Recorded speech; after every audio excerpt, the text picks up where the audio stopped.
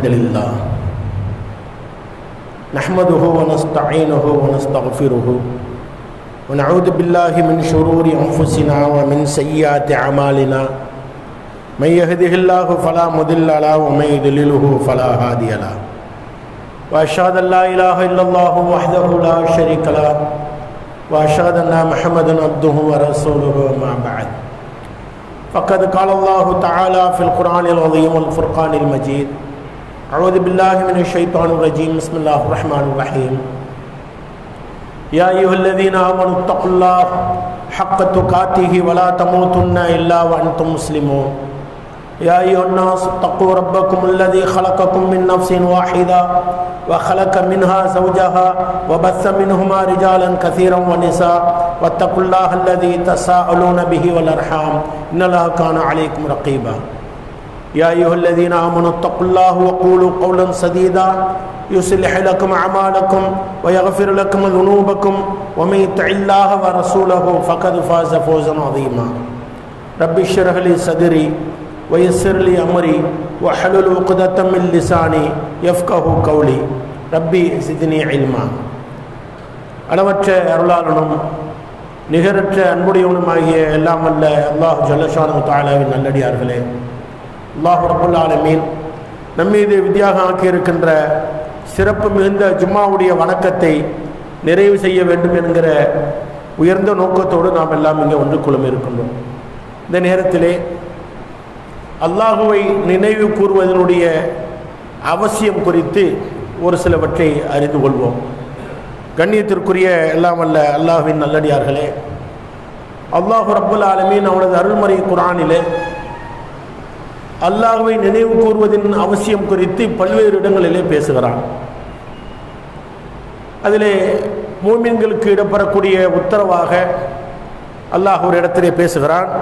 யா அய்யுஹல்லதீன ஆமனு உதுக்குருல்லாஹ திக்ரன் கதீரா, இறை நம்பிக்கை கொண்டவர்களே மூமின்களே, நீங்கள் அல்லாஹ்வை அதிகம் அதிகம் நினைவு கூறுங்கள்.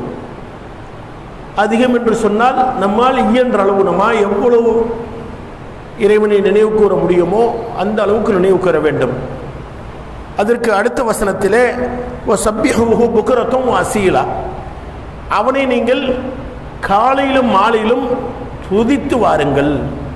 அவனுடைய புகழை, அவனுடைய வல்லமையை, அவனுடைய ஆற்றலை, அவனுக்கு இருக்கக்கூடிய பண்புகளை அதை சொல்லி அல்லாஹ்வை நீங்கள் என்ன செய்யுங்க, துதிபாடுங்கள் என்பதாக அல்லாஹ் சொல்லிவிட்டு ஹுவல்லதி யுஸல்லி அலைக்கும் வ மலாயிகத்துஹு லியுக்ரிஜக்கும் மின ظுலுமாத்தி இலன் நூர், இந்த திக்ர் செய்வதனுடைய அவசியம் குறித்து பேசக்கூடிய அந்த வரிசையில் அல்லாஹ் ரப்பல் ஆலமீன் சொல்லி காட்டுகிறான், இருள்களில் இருந்து ஒளியின் பக்கம் உங்களை கொண்டு செல்வதற்காக. இந்த திக்ர் செய்வது என்ன நன்மையா? அல்லாஹ்வை காலையிலும் மாலையிலும் நம்ம புகழ்வது, அவனை நம்ம துதிப்பதானது, அவனை நினைப்பதானது இருள்களில் இருந்து நமக்கு ஒளிக்கு கொண்டு செல்லக்கூடியதாக இருக்கிறது. அப்போ தினந்தினம் நம்ம இருள்னு சொல்லி சொன்னோம்னா அந்த வெளிச்சம், லைட்டு வெளிச்சம் இருக்குது, அந்த வெளிச்சம் அந்த இருள் கிடையாது. இரவுல இருள் இருக்குது, பகலில் வெளிச்சம் இருக்குது, அது கிடையாது. அறியாமை என்னும் இருளில் இருந்து, மடமை என்னும் இருளில் இருந்து, பாவம் என்னும் இருளில் இருந்து, இப்படி மனிதனுக்கு தீங்கு தரக்கூடிய அனைத்துமே இருள் தான். அந்த இருளில் இருந்து நன்மையின் பக்கம் இருக்கக்கூடிய அந்த ஒளியின் பக்கம், அந்த இருளை பற்றியும் அந்த வெளிச்சத்தை பற்றியும் தான் அல்லாஹ் ரப்பல் ஆலமீன் சொல்லி காட்டுகிறான். இருளில் இருந்து ஒளிக்கு உங்களை கொண்டு செல்வதற்காக அவனே உங்களுக்கு அருள் புரிகிறான். அப்போ அல்லாஹ்வை நீங்கள் காலையிலும் மாலையிலும் என்ன செய்யணும், தஸ்பீஹ் செய்து கொண்டே இருக்க வேண்டும். இது அல்லாஹ்வை நினைக்கக்கூடியதில், அல்லாஹ்வை திக்ர் செய்யக்கூடியதில் ஒரு பங்கு தான், ஒரு பார்ட்டு தான், நிறைய இருக்கு. அப்போ அல்லாஹ் ரப்பல் ஆலமீன் அதை சொல்லி காட்டிவிட்டு அவனுடைய வானவர்களும் அவர்களுக்காக என்ன செய்கிறார்களாம், அல்லாஹ்விடத்தில் அருளை தேடுகிறார்கள். யாருக்காக? அல்லாஹ்வை யாரெல்லாம் நினைச்சுக்கிட்டே இருக்கிறாங்களோ, அல்லாஹ்வை உயர்த்தி அவனுடைய பண்புகளை புகழ்கிறார்களோ, அவனை துதிபாடுகிறார்களோ, அவர்களுக்காக மலக்குமார்கள் பிரார்த்தனை செய்கிறார்களாம், இறைவனிடத்தில் அருளை வேண்டுகிறார்களாம். அப்போ அல்லாஹ் ரப்பல் ஆலமீன் தன்னை நினைப்பவர்களுக்காக வழங்கக்கூடிய வெகுமதி குறித்து இந்த செய்தியை சொல்லி காட்டுகிறான். மேலும் இறுதியாக அல்லாஹ் சொல்லி காட்டுகிறான், வகான பில் முஃமினீன ரஹீமா. இந்த மூமின்கள் விஷயத்திலே, இறைநம்பிக்கையாளர் விஷயத்திலே அல்லாஹ் ரப்பல் ஆலமீன் எப்படி இருக்கிறான்? நிகரற்ற அன்புடையவனாக இருக்கிறான். இந்த ஒரு வசனத்தோடு முடிஞ்சிருச்சா? திக்ரை பற்றி ஏராளமான வசனங்கள், அதுவும் எளிய முறையிலே நாம் விளங்கிக் கொள்ளக்கூடிய விதத்திலே அல்லாஹ் ரப்பல் ஆலமீன் பல்வேறு வசனங்களிலே பேசுகிறான். ஆனாலும் ஒரு நாளினுடைய பொழுதினிலே இரவு உறங்குகிறோம், அந்த உறக்கத்தினுடைய அளவு கூட ஏறக்குறைய குறைந்து விட்டது. நமக்கு நம்முடைய கைகளில் இருக்கக்கூடிய அந்த செல்போனுங்கிற அந்த நவீன சாதனத்தின் மூலமாக இரவு தூக்கத்தை அது பெரும்பாலும் எடுத்துக்கொண்டது. அப்போ ஒரு நாளையில 24 மணி நேரத்திலே ஒரு 6 மணி நேரம் போய்விட்டால் பாக்கி 18 மணி நேரம் என்ன செய்கிறோம்? நம்முடைய இந்த உலக ஆசாபாசங்களிலே, இந்த உலக இன்பங்களிலே, இந்த உலகத்தினுடைய பொருளாதாரத்தை தேடுவதிலே, இந்த உலகத்திலே இருக்கக்கூடிய போட்டி பொறாமைகளிலே, இன்ன பிற இந்த உலகத்தின் தேடல்களிலே தான் நம்முடைய நேரங்களை நாம் செலவழிக்கிறோம் என்பதை யாரும் மறுக்க முடியாது. அப்போ அப்படிப்பட்டவர்களுக்கு இந்த திக்ர் குறித்து அல்லாஹ் ரப்பல் ஆலமீன் நிறைய உபதேசங்களையும் எச்சரிக்கையும் சேர்த்து சொல்லக்கூடிய செய்தியை அருள்மறை அல் குர்ஆனிலே நாம் அங்கே பார்க்கலாம். வேறு ஒரு இடத்திலே அல்லாஹ் ரப்பல் ஆலமீன் மிக அழகாக சொல்லி காட்டுகிறான், ஃபதுக்குரூனி அதுக்குருக்கும். எப்படி சொல்லி காட்டுகிறான்? நீங்க என்ன நினையுங்கள், நான் உன்னை நினைக்கிறேன். நல்ல வார்த்தையை கவனிங்க. ஃபதுக்குரூனி அதுக்குருக்கும், நீங்கள் என்னை நினையுங்க, நான் உங்களை நினைக்கிறேன். நாம அல்லாஹ்வை நினைக்க வேண்டிய அவசியம் இருக்கிறது. இன்னொரு வகையிலே பார்த்தால் நாம் மறதி உடையவர்களாக இருக்கிறோம். உண்மைதானே? மறதினா சாதாரண மறதி இல்லை. ஒரு வார்த்தையை ஒரு இடத்துல சொல்வதற்காக நினைப்போம், வேறு ஏதோ ஒரு சிந்தனை வந்து அந்த வார்த்தை அந்த சொல்வதற்குள்ள ஒரு சில வினாடிகளுக்குள்ள அதை நாம் மறந்துடுறோம். இன்னமும் ஒன்று சொல்ல வந்தங்க மறந்துட்டாங்க, இருக்குதானே? எல்லாருக்கும் அது போன்ற வாழ்க்கையில் ஏற்பட்டிருக்கிறதில்ல. ஆனால் அல்லாஹ் ரப்பல் ஆலமீன் மறதிக்கு உட்பட்டவனா? அல்லாஹ்வுக்கு மறதி கிடையாது, தூக்கம் கிடையாது, எதுவுமே கிடையாது, எந்த பலவீனமும் கிடையாது. அப்போ இதை எப்படி புரிந்து கொள்வது? அல்லாஹ் ரப்பல் ஆலமீன் சொல்கிறான், ஃபதுக்குரூனி, என்னை நினைவு கூறுங்கள், அதுக்குருக்கும், நான் உங்களை நினைவு கூறுகிறேன். நான் உங்களை நினைவு கூறுகிறேன் என்று சொன்னால் நான் மறந்துட்டேன் அதனால உன்னை நினைச்சு பார்க்கிறேன், அப்படி இல்லை. நான் உனக்கு அருள் புரிகிறேன்னு அர்த்தம். என்ன நீ நினைக்கிறியா, நான் உனக்கு உதவி செய்கிறேன். என்ன நீ நினைக்கிறியா, உன்னுடைய கஷ்டத்தை நீக்கிறேன். என்ன நீ நினைக்கிறியா, உனக்கு இன்பத்தை தருகிறேன், உன்னுடைய கவலையை போக்குகிறேன். இப்படி சொல்லிக்கொண்டே போகலாம். ஏனென்று சொன்னால் மனிதன் அனுதினமும் இறைவனிடத்தில் தேவையுடையவனாக இருக்கிறான். அல்லாஹ் ஒருவன் தான் யாரிடத்திலும் எந்த தேவையும் இல்லாதவன். அப்போ அல்லாஹ் ரப்பல் ஆலமீன் சொல்லி காட்டுகிறான், என்னை நினையுங்கள், நான் உங்களை நினைக்கிறேன், நான் உங்களுக்கு உதவி செய்கிறேன், நான் உங்களுக்கு அருள் புரிகிறேன். நபிகள் பெருமகனார் ஸல்லல்லாஹு அலைஹி வஸல்லம் அவர்கள் இது குறித்து சொல்லுகின்ற பொழுது, ஒரு அடியான் அல்லாஹ்வை ஒரு சபையிலே அமர்ந்திருக்கின்ற பொழுது நினைவு கூறுகிறான் என்று சொன்னால், அதை விட கண்ணியமான சபையிலே அல்லாஹ் அவனை குறித்து நினைவு கூறுகிறான். நாமெல்லாம் இப்போ ஒரு சபையில் உட்கார்ந்துருக்கோம், இது ஒரு சபை தானே. இந்த சபையிலே அல்லாஹ் குறித்து நாம் நினைவு கூறுகிறோம். இது ஒரு சபை, கண்ணியமான சபை தான், ஏன்னா அல்லாஹ்வுடைய பள்ளி. ஆனால் இதை விட கண்ணியமான சபை எது? மலக்குமார்களுடைய சபை. அந்த சபையிலே அவர்கள் குறித்து நான் நினைவு கூறுகிறேன் என்று அல்லாஹ் சொல்வதாக நபிகள் நாயகம் ஸல்லல்லாஹு அலைஹி வஸல்லம் சொல்றாங்க. அப்ப அல்லாஹ்வை நினைவு கூற வேண்டியதன் அவசியம் குறித்து சொல்கிறார். அவன் என்னிடத்திலே நடந்து வந்தால் நான் அவனிடத்திலே ஓடோடி வருகிறேன். அல்லாஹ் சொல்றானா, அவன் வந்து எங்கிட்ட ஒரு ஜான் வந்தா நான் ஒரு மூலம் அவனை நெருங்குறேன். என்னை நினைச்சு அவன் ஒரு ஜான் என்னை நெருங்குறான், நான் அவனிடத்தில் ஒரு மூலம் நெருங்குகிறேன். அவன் என்னை நினைப்பதற்காக, என்னுடைய சிந்தனையை ஏற்படுத்திக் கொள்வதற்காக நடந்து வருகிறான் என்று சொன்னால் நான் ஓடோடி வருகிறேன் என்று நபிகள் நாயகம் ஸல்லல்லாஹு அலைஹி வஸல்லம் அவர்கள் இந்த வசனத்திற்கு, இந்த செய்திக்கு விளக்கம் தருகிறார். அப்போ அல்லாஹ் ரப்பல் ஆலமீன் அவனை நாம் நினைவு கூறுவதன் மூலமாக நம்மை அவன் நினைவு கூறுகிறான் என்று சொன்னால் நமக்கு அவன் உதவி செய்கிறான், நமக்கு அவன் அருள் புரிகிறான். நம்ம ஏற்கனவே சொன்ன வசனத்திலையும் அதுதான், அந்த கருத்து தான் உள்ளடங்கி இருக்கு. அப்போ இந்த வசனத்தில் மேற்கொண்டு சொல்கிறான், ஃபதுக்குரூனி அதுக்குருக்கும் வஷ்குரூலி, எனக்கு நீங்கள் நன்றி செலுத்துங்கள், வலா தக்ஃபுரூன், நன்றி மறந்தவர்களாக ஆயிடாதீங்க. என்னை நினைக்கிறதுல உங்களுக்கு அவ்வளோ பெரிய சிரமமா? நினைச்சு பாருங்க. உங்களுக்கு நான் என்னவெல்லாம் அருட்கொடை வழங்கி இருக்கிறேன், எண்ணி பாருங்க, என்ன முடியுமா? முடியாது தானே. அப்ப நபிகள் நாயகம் ஸல்லல்லாஹு அலைஹி வஸல்லம் அவர்கள் சொன்னார்கள், நீங்கள் எந்த நிலையிலும் அல்லாஹ்வை நினைவு கூர்ந்தவர்களாகவே இருங்க. எந்த ஒரு நிலையில நீங்க இருந்தாலும் சரி அல்லாஹ்வை நினைவு கூறுங்க என்று. அப்ப அல்லாஹ் ரப்பல் ஆலமீன் இது குறித்து என்ன சொல்கிறான்? வஷ்குருலி வலா தக்ஃபுரூன், என்னை நினைவு கூறுங்கள், எனக்கு நன்றி மறந்தவர்களாக நீங்கள் ஆகிவிடாதீர்கள் என்று சொல்லக்கூடிய செய்தியை நம்ம அருள்மறை அல் குர்ஆனில் பார்க்குறோம். அடுத்து இன்னும் இது குறித்து இந்த திக்ர் என்று சொல்லக்கூடியதுக்கு அல்லாஹ்வை நினைவு கூறுவது மாத்திரம் அர்த்தம் கிடையாது. திக்ர்னு அல் குர்ஆனுக்கும் திக்ர்னு தான் பேர். அல் குர்ஆன் இருக்குல்ல, அது குறித்து அல்லாஹ் சொல்லுகின்ற போது கூட இது ஒரு திக்ரு, இது ஒரு அறிவுரை. திக்ர் என்கிற வார்த்தைக்கு அறிவுரை என்றும் பொருள் இருக்கிறது, நினைவு கூறுவல் என்றும் பொருள் இருக்கிறது.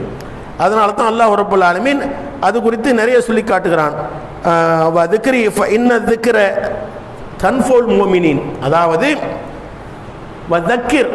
இந்த மக்களுக்கு நினைவுறுத்துவீராக, நமக்கு சொல்லுகிறான் அல்லாஹ், மக்களுக்கு நீங்க நினைவுறுத்துவீராக என்று நபிகள் நாயகம் ஸல்லல்லாஹு அலைஹி வஸல்லம் அவங்களுக்கு தானே வஹி வந்தது. அவர்களின் மூலமாக என்ன சொல்கிறான்? ஃபதக்கிர் ஃபஇன்ன திக்ரா தன்ஃபவுல் முஃமினீன், நீங்க அறிவுரையை சொல்லுங்க, எடுத்து சொல்லுங்க, அது யாருக்கு பயன்பெறும்? மூமின்களுக்கு பயன் தரும். அப்ப திக்ருடைய அவசியம், அல்லாஹ்வை பற்றி சொல்வது, அல்லாஹ்வுடைய இந்த உலக வாழ்க்கையை பற்றி சொல்வது, அல்லாஹ் நமக்கு வழங்கி இருக்கிற இந்த உலக வாழ்க்கையை பற்றி, மறுமையை பற்றி சொல்வது, இவை அனைத்துமே திக்ரு தான். அப்போ அதிகம் நம்முடைய நேரங்களை என்ன செய்ய வேண்டும்? அல்லாஹ்வுடைய அந்த நினைவை அதிலேயே மூழ்கக்கூடியவர்களாக இருக்க வேண்டும். அப்போ அதிலேயே மூழ்கி விட்டால் நம்மளாம் வியாபாரம்லாம் செய்ய முடியாது, இன்னும் பிற வேலைகளுக்கெல்லாம் செல்ல முடியாது. ரெண்டையும் போட்டு கன்ஃபியூஸ் பண்ணிக்கவே தேவையில்லை. அதற்கெல்லாம் அல்லாஹ் ரப்பல் ஆலமீன் அழகான விளக்கத்தை தனது அருள்முறையை அல் குர்ஆனிலேயே சொல்லி காட்டுகிறான். எப்படி?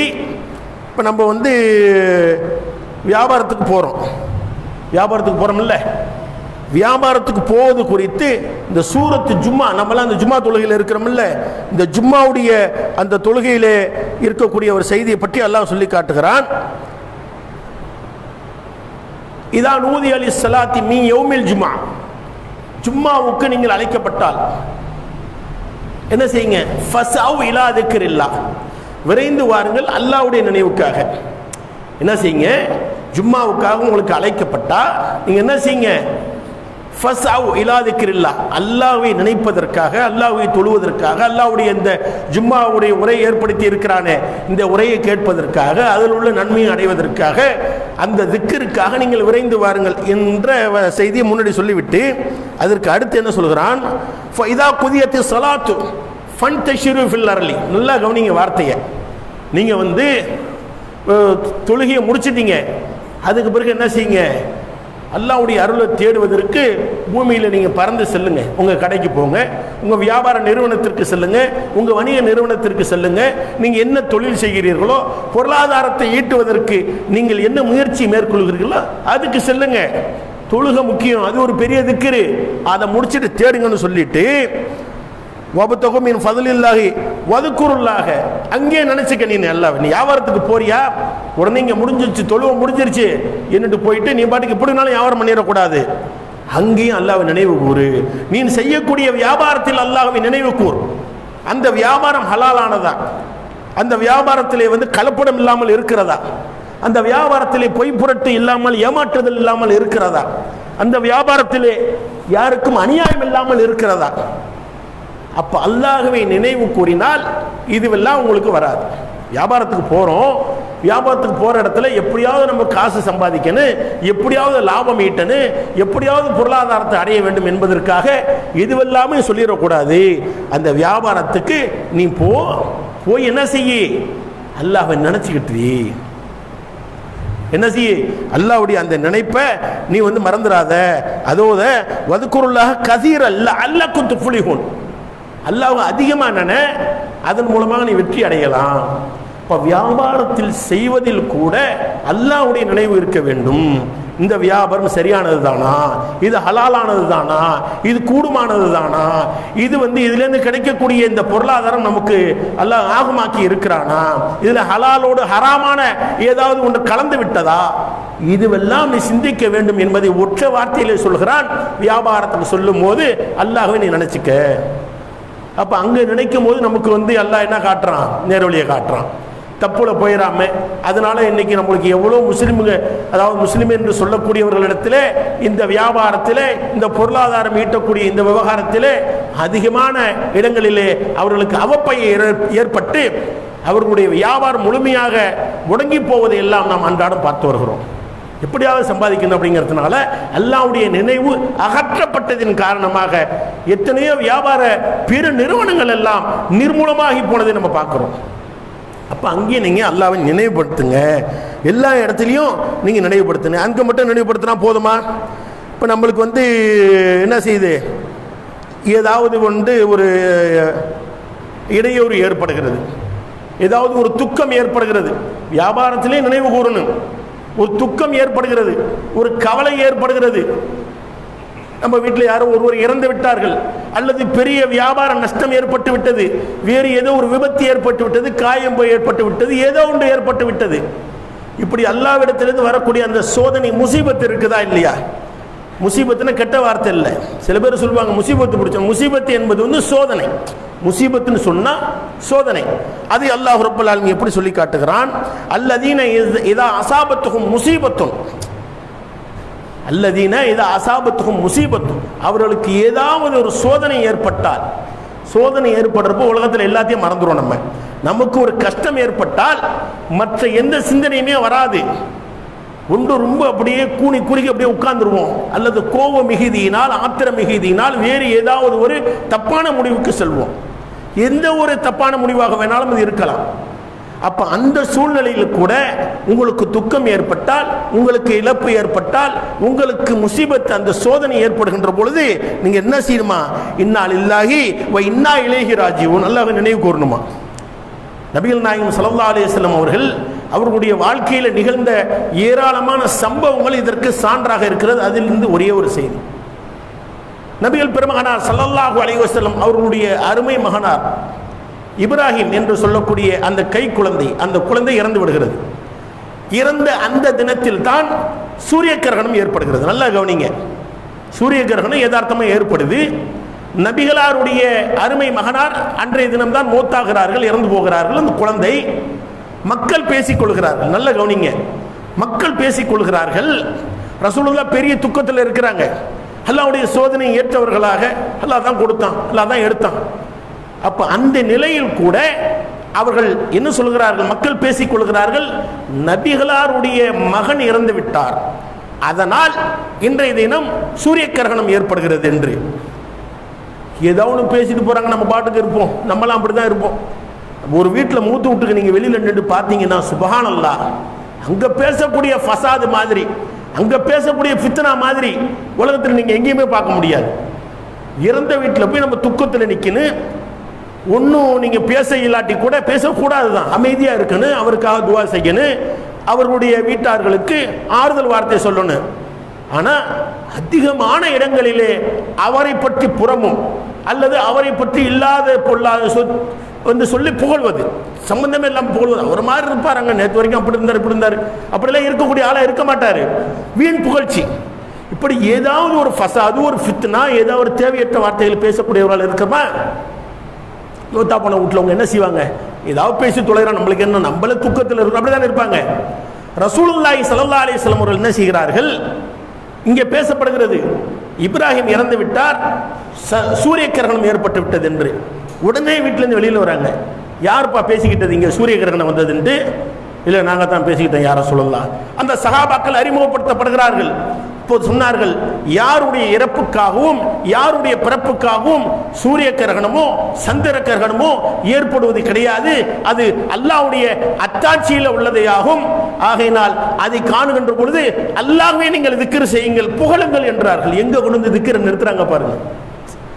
அவங்களே ஏற்கனவே சோகத்தில் இருக்கிறாங்க, துக்கத்தில் இருக்கிறாங்க. அந்த சமயத்தில் கேட்கிறாங்க, யாரை சொல்லலாம், நீங்களும் அழுவுறீங்க? ரசூலுல்லாஹ் அழுவுறாங்க. அப்படி மாலை மாலையா தண்ணி வடிகிறது. எதனால? தன்னுடைய குழந்தை இறந்ததுனால. யாரை சொல்லுதா, நீங்களும் அழுவுறீங்க? அப்ப என்ன நினைக்கிறாங்க? அல்லாஹ்வுடைய தூதர்னா அழுக வராது. ஏன் அவங்களுக்கு எதையும் என்ன கல்லில் செய்யப்பட்டதா? நானும் மனுஷன் தானப்பா, அப்படி சொல்றாங்க. அப்படி அழுது கொண்டிருக்கின்ற சூழ்நிலையில் தான் மக்கள் வெளியிலே பேசிக் கொள்கிறார்கள், இப்ராஹிமுடைய மரணத்திற்காக, நபி ஸல்லல்லாஹு அலைஹி வஸல்லம் அவருடைய அந்த குழந்தை இறந்ததற்காகத்தான் சூரிய கிரகணம் ஏற்பட்டது என்று. அந்த நிலையில் கூட இறைவனுடைய சிந்தனையை விட்டு மக்கள் சிதறிவிடக் கூடாது, அது ஒரு வளமையாக ஆக்கி கொண்டு விடுவார்கள், ஏதாவது ஒன்று செய்து விடுவார்கள். வராங்க சந்திர கிரகணம், சூரிய கிரகணம் அல்லாஹ்வுடைய அத்தாட்சி, அப்படி ஏற்பட்டால் அல்லாஹ்வை புகழுங்கள், அல்லாஹ்வை அதிகம் அதிகம் வணங்குங்கள், அல்லாஹ்வை திக்ர் செய்யுங்கள், நினைவு கூறுங்கள் என்று சொல்கிறார்கள். என்று சொன்னால் எந்த சமயத்தில் எந்த சிச்சுவேஷனில் இதை சொல்றாங்க அப்படிங்கிறது தான் முக்கியம். அப்போ இது போன்று இன்னும் நிறைய நிகழ்வுகள் நபிகள் பெருமகனார் ஸல்லல்லாஹு அலைஹி வஸல்லம் அவருடைய வாழ்க்கையில் நம்ம பார்க்கலாம். அதனால நம்ம என்ன செய்யணும்னு சொன்னால், நமக்கு எந்த துக்கம் ஏற்பட்டாலும் எந்த பிரச்சனை ஏற்பட்டாலும் இன்னா லில்லாஹி வ இன்னா இலைஹி ராஜிஊன், அல்லாஹ் நாங்கள் எல்லாம் உனக்காக தான் இருக்கிறோம், உன்னிடம் தான் வரப்போகிறோம், நீ கொடுத்த இந்த வீடு, நீ கொடுத்த இந்த வாசை, நீ கொடுத்த இந்த அந்தஸ்து, நீ கொடுத்த இந்த செல்வம், நீ கொடுத்த அழகு ஆடம்பரம் புகழ் எல்லாம் நீ கொடுத்தது, உங்கள்கிட்ட தான் வரப்போகிறோம், ஒன்றும் இல்லாமல் வெறுங்கையோட தான் வரப்போகிறோம். இப்படி ஒரு வார்த்தையை ஒருவர் சொல்வாரையானால் அவர் உள்ளத்திலே என்ன இருக்காது, நாளை அந்த கவலை இருக்காது, நாளை அந்த துக்கம் இருக்காது, நாளை என்ன நடக்கும் என்று அந்த பயம் இருக்காது. அதைத்தான் அல்லாஹ் ரப்பல் ஆலமீன் சொல்லி காட்டுகிறான், அல்லதீன இதா அஸாபத்துஹும் முஸீபத்துன் காலு இன்னா லில்லாஹி வ இன்னா இலைஹி ராஜிஊன். நம்மளாம் இன்னைக்கு சாதாரணமாக சொல்லிட்டு போகிறோம், இன்னார் இறந்து விட்டார், இன்னா லில்லாஹி வ இன்னா இலைஹி ராஜிஊன், ஒரு வார்த்தை அப்படி சொல்லிட்டு போகிறது மைக்கில். அது அப்படிப்பட்ட வார்த்தை கிடையாது.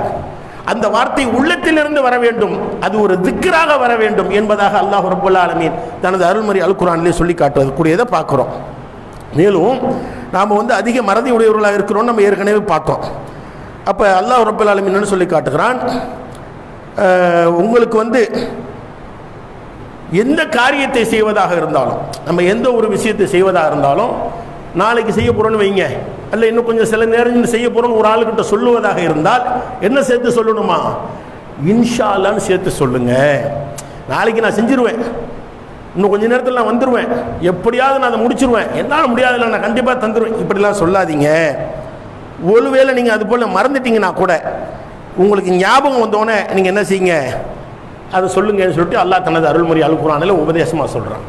அந்த நேரத்தில் கூட மறதி ஏற்படும், ஏற்பட்டால் என்ன செய்யணும், வரிசையாக சொல்கிறான், வலா தக்கூலன்ன லிஷைஇன் இன்னி ஃபாயிலுன் ذلك கதா, நாளைக்கு இதை செய்வேன்ட்டு நீ உறுதியாக சொல்லாத. அப்படி சொல்லிட்டு இல்லா ஐ யஷா அல்லாஹ், அல்லாஹ் நாடுனாக நான் செய்வேன், வதுக்குர் ரப்பக்க இதான் நசீத்த. ஒருவேளை நீ மறந்துட்டாக்க அல்லாவை நினச்சிக்க, உன் ரப்பை நினச்சிக்க, மறதி இருக்கு தானே, அப்படி மறந்துட்டாக்க ஃபஸ்ட்டு சொல்லிடுறோம் நாளைக்கு கண்டிப்பாக வந்துடுறேங்கண்டு, மறந்துட்டியா அல்லாவோட ஞாபகத்தை ஏற்படுத்திக்கிட்டு இன்ஷா அல்லாஹ் வந்துடுறேங்க, கண்டிப்பாக வரேன்னு சொல்லியிருக்கக்கூடாது, நான் நாளைக்கு வந்துடுறேன், நாளைக்கு தந்துடுறேன், நாளைக்கு போயிடுறேன், நாளைக்கு முடிச்சிடுறேன், ஏதோ ஒன்று வருங்காலத்தில் ஃபியூச்சர் டென்ஸில் சொல்லும்போது இன்ஷா அல்லாஹ் சேர்த்து சொல்லுங்க என்று அல்லாஹ் ரப்பல் ஆலமீன் வருங்காலத்திலும் நினைவு கூறுவது குறித்து அல்லாஹ் சொல்லி காட்டுகிறான். அடுத்து நடக்க போகிற விஷயமா இருந்தாலும் நீங்கள் என்ன செய்யுங்க, நினைவு கூறுங்க.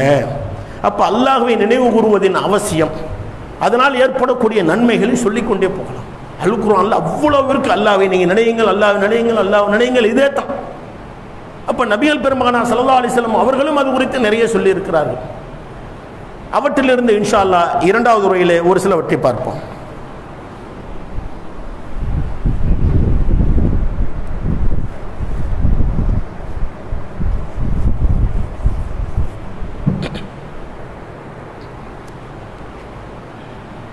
அல்ஹம்துலில்லாஹி ரப்பில் ஆலமீன் வஸ்ஸலாத்து வஸ்ஸலாமு அலா ரசூலிஹில் கரீம், அம்மா பஅத். கண்ணியத்திற்குரிய எல்லாம் வல்ல அல்லாஹ்வின் நல்லடியார்களே, அல்லாஹ் ரப்புல் ஆலமீன் அவனை நினைவு கூறுவது குறித்து, அதன் அவசியம் குறித்து நிறைய சொல்லி காட்டக்கூடியதை நம்ம பார்க்குறோம். அதில் ஒரு இடத்துல சொல்லி காட்டுகிறான், நாம் எல்லாம் இன்றைய அவசர காலகட்டத்திலே, அவசர கால சூழ்நிலையிலே மன அமைதி இல்லாதவர்களாக இருக்கிறோம். இந்த மன அமைதி தருவதற்காகவே சில வணிக நிறுவனங்களை எல்லாம் இந்த உலகத்தில் ஏற்படுத்தி வைத்திருக்கிறார்கள். தியானம் செய்யணுமா, நீங்கள் இங்கே வாங்க, ஒரு அமௌண்ட்டை கட்டுங்க, நீங்கள் உட்காருங்க, ஒரு 50 பேர் 100 பேர் ஒரு பெரிய ஒரு ஹால் மாதிரி செட் பண்ணி அவங்களுக்கு தனித்தனியாக கார்பெட்டை விரித்து ஏசியை போட்டு கொடுத்து அதை செஞ்சு இது செஞ்சு அப்படியே அமைதியாயிருங்க. அமைதி கிடைப்பதாக செல்வந்தர்கள் அங்கே செல்கிறார்கள். அவர்களுக்கு காலையிலேருந்து சாயங்காலம் வரைக்கும் ஏகப்பட்ட வேலைகள், ஏகப்பட்ட பிரச்சனைகள், சிக்கல்கள், பிக்கல், புடுங்கல்கள். அப்போ அவங்க என்ன நினைக்கிறாங்க, நாம் போய் இந்த இடத்துல உட்காந்துட்டு வந்துட்டாக்க, இந்த இடத்துல தியானம் செஞ்சுட்டு வந்துட்டாக்க நமக்கு மனசு அமைதி கிடைக்குது, அதனால எவ்வளோ செலவானாலும் பரவாயில்ல. அப்படி செல்லக்கூடியவர்கள் இருக்கிறார்கள். மருத்துவர்களிடம் செல்லக்கூடியவர்கள் இருக்கிறார்கள். மன அமைதியே இல்லை, தூக்கமே வர மாட்டேங்குது, நிம்மதியே இல்லை. அப்படியா, இந்த மாத்திரையை போடு. என்ன மாத்திரை? மன அமைதி மாத்திரை இல்லை, தூக்க மாத்திரை. அது ஆட்டோமேட்டிக்காக தூக்கம் வந்துடும். அது மனுஷனுக்கு தூக்கம் வர வைக்கிறதுக்காக தயாரிக்கப்பட்ட மாத்திரை. அப்போ அவன் தூங்கிடுறான். அப்போ தூங்குவதற்காக மாத்திரையை வளமையாக கொண்டவர்கள்லாம் நம்மள சில பேர் இருக்கத்தான் செய்கிறோம். இன்னும் இது போன்று மன அமைதி இல்லை, எங்கேயாவது ஒரு பீச்சுக்கு போயிட்டு வருவோம். மன அமைதி இல்லை, ஒரு சினிமாவுக்கு போயிட்டு வருவோம். மன அமைதி இல்லை, பூங்காக்கு போயிட்டு வருவோம். மன அமைதி இல்லை, வேற எங்கேயாவது போயிட்டு வருவோம். அல்லாஹ் சொல்கிறான், அல்லாஹ்வை நினைவு கூறுவதனால் உங்களுக்கு மனசுக்கு அமைதி கிடைக்கும். அல்லாஹ்வை நீங்கள் அதிகம் அதிகம் நினைவு கூறுவதனால் உங்களுக்கு மனசுக்கு அமைதி கிடைக்கும்னு அல்லாஹ் சொல்கிறான். ஆனால் இந்த மக்கள் என்ன செய்கிறது, அல்லாஹ்வை நினைப்பதற்கு மறந்து என்ன செய்கிறாங்கன்னு சொன்னீங்கன்னா, தங்களுடைய பொருளாதாரத்தையும் தங்களுடைய நேரத்தையும் தங்களுடைய உழைப்பையும் வேறு வேறு பாதைகளுக்கு அவர்கள் செலவழிக்கிறார்கள் என்று சொன்னால், இதில் முஸ்லிம்களுக்கு என்ன படிப்பினை? முஸ்லிம்கள் அப்படி இருக்கலாமா? மற்ற மக்களை பற்றி நமக்கு அந்த உபதேசம் யாருக்கு சென்றடையாதுன்னு அல்லாஹ் சொல்றான். ஃபதக்கிர் ஃபஇன்ன ذிக்ரா தன்ஃபவுல் மூமினின், மூமின்களுக்கு பயனளிக்க நீ எடுத்து சொல்லு நபின்னு சொல்றான் அல்லாஹ். அப்போ மூமின்களுக்கு சொல்லப்படுறப்ப என்ன செய்யணும்? இந்த திக்ருடைய அவசியம். நமக்கு கவலை இருக்குதா, அதுக்கு திக்ர் இருக்கு. வியாபாரம் இருக்குதா, அதுக்கு திக்ர் இருக்கு. மனைவியோடு இல்லறத்தில் ஈடுபடக்கூடிய அந்த சூழ்நிலையிலே உலகத்தை மறந்தவனாக இருப்போம், மற்ற எதுவுமே நம்மளுக்கு இருக்காது. ரசூலுல்லாஹ் அங்கே திக்ரு செய்ய சொல்றாங்க. அட என்னங்க, இல்லறத்தில் ஈடுபடுறப்ப என்னங்க, இல்லறத்தில் ஈடுபடும் போதும் சில திக்ர்களை நமக்கு அல்லாஹ்வுடைய தூதர் ஸல்லல்லாஹு அலைஹி வஸல்லம் அவர்கள் கற்றுத் தந்திருக்கிறார். வீட்டிலே ஒவ்வொரு சூழ்நிலையிலும் உணவு அருந்துகின்ற உணவு உட்கொள்கின்ற பொழுது, அது ஒரு பானங்கள் அருந்துகின்ற பொழுது, வீட்டுக்கு உள்ளே நுழைகின்ற பொழுது, வீட்டை விட்டு வெளியே வருகின்ற பொழுது, இவை அனைத்தும் துஆ என்று நமக்கு கற்றுத் தந்திருக்கிறார்கள். அது ஒரு திக்ர், அல்லாஹ்வை நினைக்கிறது. எங்க போறியா, வாகனத்தில் ஏறுறியா, திக்ரு. வாகனத்தை விட்டு இறங்குறியா, திக்ரு. துஆ தான், ஆனா திக்ர் தான் அதில் அடங்கியிருக்கு. என்ன திக்ரு? அல்லாஹ்வை நினைப்பது. அப்ப எல்லா நிலைகளிலும் இறைவனை நினைவு கூறுவதன் காரணமாக அலாமி திக்ரில்லாஹி தத்மைனுல் குலூப், அறிந்து கொள்ளுங்கள், அல்லாஹ்வை நினைவு கூறுவதனால் மாத்திரம்தான் உங்களுக்கு உள்ளம் அமைதி பெறும். எல்லாம் உறுதிட்டு சொல்றான். நீ அதெல்லாம எவ்வளவு தான் செலவு பண்ணாலும், என்னத்தான் தியானம் இருந்தாலும், அந்த நேரத்தில் உனக்கு அமைதி இருக்கும், அதுக்கு பிறகு போயிடும். அப்ப இந்த திக்ர் என்பது கண்டினியூஸா இருக்கணும். நம்ம விழித்திருக்கக்கூடிய அனைத்து நேரத்திலும் ஏதோ ஒரு திக்ரிலே இருக்கக்கூடியவர்களாக இருக்க வேண்டும். அந்த திக்ரிலே இருப்பதின் காரணமாக தீமை எனும் இருளில் இருந்து நம்மை பாதுகாத்துக் கொள்ள முடியும். ஆபத்து என்ற அந்த விஷயத்திலிருந்தும் நமக்கு ஏற்படவிருக்கின்ற அதாவது சொல்ல முடியாத அளவுக்கு என்னெல்லாம் நமக்கு தெரியாது, நம்ம என்னவெல்லாம் சூழ்ந்திருக்கிறது என்று நமக்கு தெரியாது. தூக்கத்திலே நீங்கள் உறங்குகின்ற பொழுது உங்களுக்கு ஏற்படக்கூடிய கனவு இருக்கிறதா இல்லையா, அந்த கனவில தீயதை கண்டாலும் கூட விழித்தெழுந்து அல்லாஹ்வை நீங்கள் நினைவு கூர்ந்து அவனிடத்திலே அந்த தீய கனவு குறித்து பாதுகாப்பு தேடுங்கள் என்கிறார்கள். என்ன அழகான திக்ர். நம்ம நல்லா தூங்கிக்கிட்டு இருக்கிறோம், ஏதோ ஒரு கனவு நம்மளை கொலை செய்கிற மாதிரி, நம்மளை அடிக்கிற மாதிரி, உதைக்கிற மாதிரி, இழிவுபடுத்துகிற மாதிரி, இழப்பு ஏற்படுத்துகிற மாதிரி, வேறு ஏதோ ஒன்று சிட்டும் என்று எழுந்திருத்து எந்த திசையிலே நீங்கள் படுத்திருந்தீர்களோ அந்த திசையிலே 3 முறை என்ன செய்யணும், தூ தூ என்று துப்பி விட்டு இறைவனிடத்திலே பாதுகாப்பு தேடுங்கள். யா அல்லாஹ், எனக்கு இந்த கெட்ட கனவு வந்துருச்சு, அது என்ன நடக்கும், எனக்கு ரொம்ப பயமா இருக்கு, அதனுடைய தீங்கிலிருந்தும் என்னை பாதுகால. அப்படி திக்ரு. தூக்கத்தில் கூட விழித்தெழுந்து உடனடியாக அல்லாஹ்வை திக்ர் செய், உனக்கு அதிலிருந்து பாதுகாப்பு கிடைக்கும் என்று நபிகள் பெருமகனார் ஸல்லல்லாஹு அலைஹி வஸல்லம் சொல்லி காட்டுகிறார். அப்படி இந்த திக்ருடைய பட்டியலை சொல்லிக்கொண்டே போகலாம். அப்ப அருமை சகோதர சகோதரிகளே, நம்மால் இயன்ற அளவு அல்லாஹ்வை அதிகம் அதிகம் திக்ர் செய்யக்கூடியவர்களாக, காலையிலும் மாலையிலும் அதற்கு இடைப்பட்ட வேளையிலும் உறங்க செல்லும் போதும் விழித்து எழுந்திருக்கின்ற பொழுதும் அதிகம் அதிகம் அல்லாஹ்வை நினைவு கூறக்கூடியவர்களாக, அதன் மூலம் அல்லாஹ்வுடைய அருளை பெறக்கூடியவர்களாக, அல்லாஹ்வுடைய பாதுகாப்பை பெறக்கூடியவர்களாக, இந்த உலகத்திலும் பாதுகாப்பு, திக்ர் செய்ததினால் மறுமையிலும் உங்களுக்கு உயர்வான சொர்க்கம் என்று அல்லாஹ் ரப்பல் ஆலமீன் வாக்களிக்கிறானே, அந்த வாக்குக்கு சொந்தக்காரர்களாக அந்த மறுமையிலே சொர்க்கத்தை சென்றடையக்கூடிய நன்மக்களாக எல்லாம் வல்ல அல்லாஹ் உங்களை மன்னியும் ஆக்கி அருள் புரிவானாக. வாஹிர் தஅவானா அல்ஹம்துலில்லாஹி ரப்பில் ஆலமீன். அஸ்ஸலாமு அலைக்கும் வரஹ்மத்துல்லாஹி வபரகாத்துஹு.